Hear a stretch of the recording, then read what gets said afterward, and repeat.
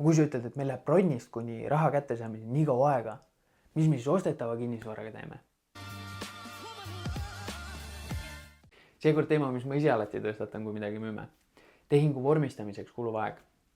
Kui müüki alustame, siis põhimõtteliselt alati ma küsin, mis te ise ostmas olete, kuidas finantseerida plaanite ja mis ajal tehing peaks toimuma.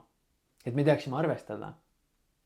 Tehingu vormistamiseks kulub alati rohkem aega, kui sa ennustasid.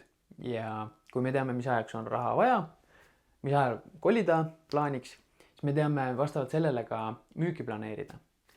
Kui nüüd näiteks ostja on olemas, müüte, keegi käis vaatamas, helistab teile järgmine päev, me võtame ära, kuhu allkirja peab panema. Siis järgmine samm, isegi ei ole vahet, broneerite, ei broneeri. Kui ostja tahab, järgmine samm on hindamisakt. Kui leidsite selle ostja, kellel raha on olemas, et kohe ära osta, palju õnne, võitsite lotoga, ülejäänud 90% juhtudest tuleb pank kaasata, tuleb hindamisakt teha. Veidi kallima otsa asjadel me isegi müüjatena teeme juba ette ise hindamisakti ära. Hinnakaitseks, otsuse lihtsustamiseks ostjatele, et meil on kohe hindamisakt pihku anda. Aga enamasti, kui ostja on olemas, siis nüüd ostja siis tellib hindamisakti. Või maakler aitab ostjale hindamisakti tellida. Helistan hindajale, hindaja saab aegu pakkuda, tulla ülevaatus tegema, kuskil 2-3 päeva pärast. Ülevaatusel käidud, paneb hindamisakti kokku, jällegi kuskil 2-3 päevaga. Ehk hindamisele juba nädal aega läinud. Ja siin võib ka kauem minna. Hindamisakt käes, ostjad saadavad akti panka. Vot siin võib nüüd veidi erineda, et kas ostjatel on taotlus juba sisse antud, pank sellega tutvunud või mitte. Aga üldiselt pangast saab ka vastuse kuskil nädala aja jooksul. Ja on ka perioodi, kus vabalt võib 2 nädalat minna.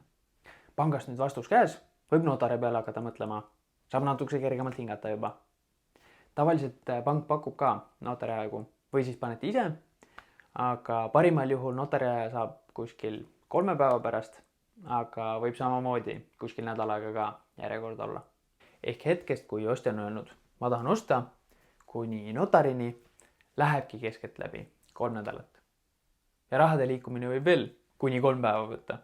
Aga kui sa ütled, et meil läheb bronnist kuni raha kätte saamiseni nii kaua aega, mis me siis ostetava kinnisvaraga teeme? Sellepärast tulebki kohe alguses sellega arvestada ja ostetava kinnisvara omanike ootusi ka manageerida. Võib-olla neile õigel hetkel bronn pakkuda. Küsimuste korral kirjuta, kui sellised informatiivsed straightforward videod on kasulikud, pane like, tean rohkem mida teha, aga näeme juba järgmine kord. Seniks, tšau!